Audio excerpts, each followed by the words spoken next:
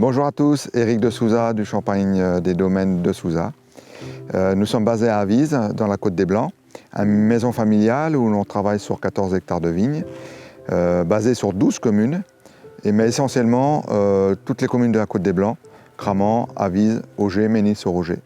Nous avons choisi cette parcelle tout particulièrement parce que les raisins issus de cette vigne qui a 80 ans nous servent à produire la cuvée Caudalie.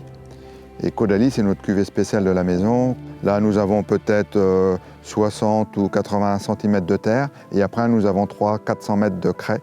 Donc des vignes de 80 ans, on a des racines à 25-30 mètres de profondeur, complètement dans la craie, et on recherche la minéralité dans nos champagnes. C'est ce qui fait notre spécificité.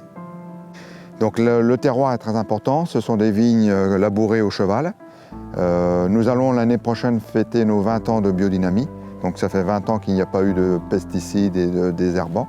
La cuvée des Caudalie, on a choisi ce terme de Caudalie parce que c'est l'unité de mesure de la longueur en bouche d'un vin. Et que lorsqu'on a des vieilles vignes avec des petits rendements, on a une belle maturité naturelle, ce qui nous permet de travailler les vins en fût de chêne.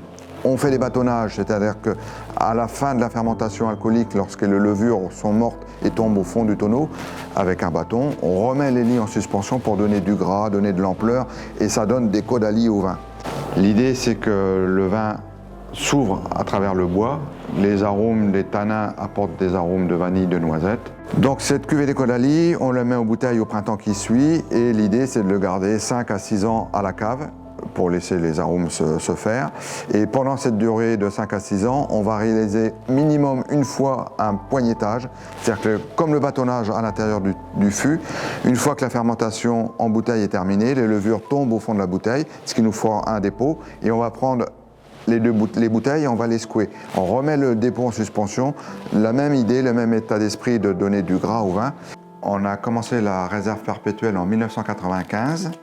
Donc pour cette cuvée, c'est un assemblage de 1995 à 2012 avec 50% de la vendange 2013.